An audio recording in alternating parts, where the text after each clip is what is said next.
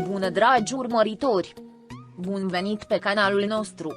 Era clar că Halil Ibrahim o trata pe Sila Turkoglu ca pe un simplu coleg. În schimb, era clar ceva mai mult între el și Nanuca. Da, merită mult mai mult. Are tinerete, smerenie, talent, seriozitate, carisma și frumusețe. Universul îți oferă calități incomensurabile. Având nevoie de bani, Halil Ibrahim a dormit toată viața și s-a trezit la vârsta de 40 de ani. Pentru că voia bani ușori, s-a vândut celor care aveau cei mai mulți. Cel mai rău lucru este aroganța celor care cred sunt cei mai buni. Este puțin probabil să le revedem într-un rol important.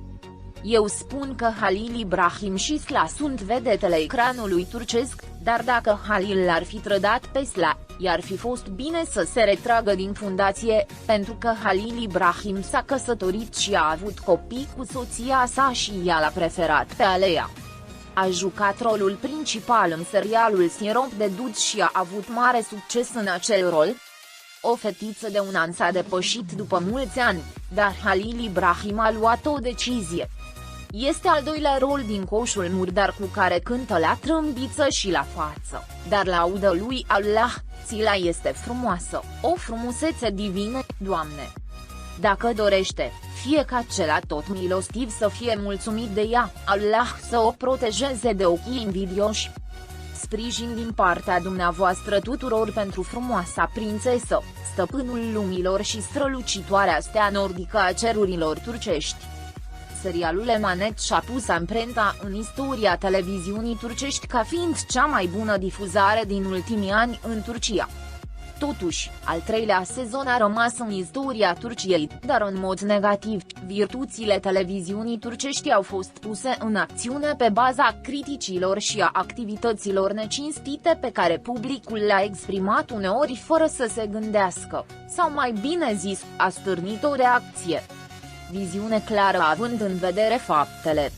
A fost o perioadă care a trecut de la momente plăcute din seria Emanet la momente neplăcute, atingând emoțiile umane și fiind foarte sensibil la nedreptățile oamenilor nevinovați.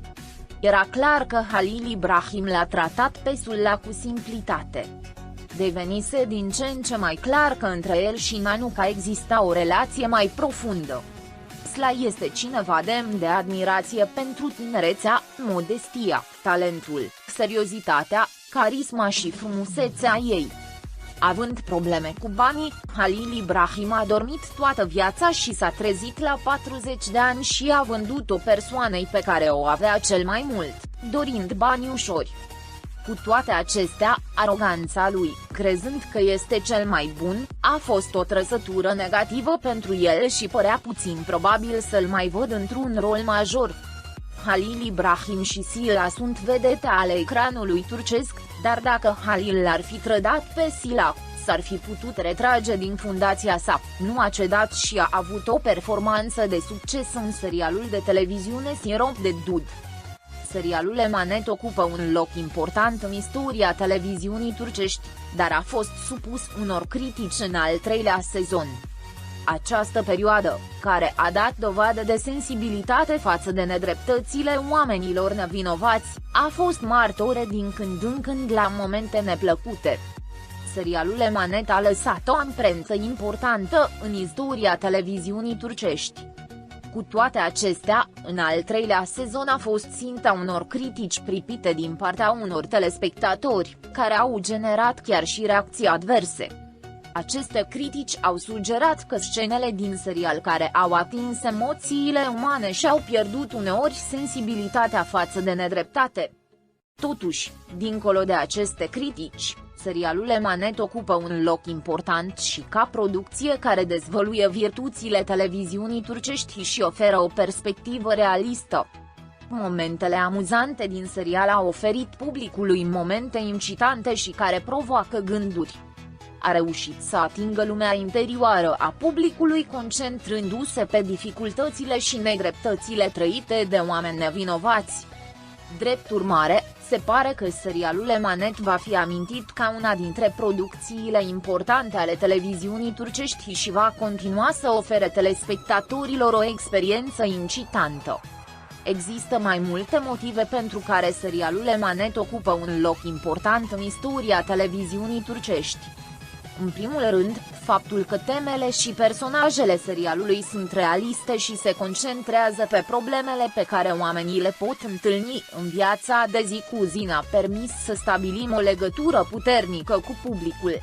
Atingerea emoțiilor umane și abordarea sensibilă a nedreptății au permis publicului să aibă empatie și să participe la lumea interioară a serialului.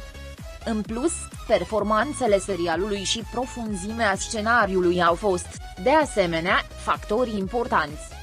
Măiestria actorilor în rolurile lor și chimia dintre personaje au crescut interesul publicului pentru serial. Faptul că temele discutate în scenariu au fost preluate din viața reală a permis publicului să urmărească mai îndeaproape serialul.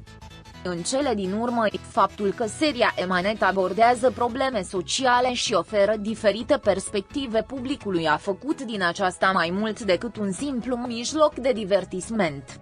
Le-a permis telespectatorilor să se gândească și să discute despre evenimentele pe care le-au văzut în serial, relaționându-le cu propriile lor vieți. Când aceste elemente se vor reuni, se pare că serialul Emanet va rămâne o lucrare de neuitat în istoria televiziunii turcești. Pentru a fi primul care vizionează, fii la curent cu noile videoclipuri activând notificările. Fii sănătos! Pascali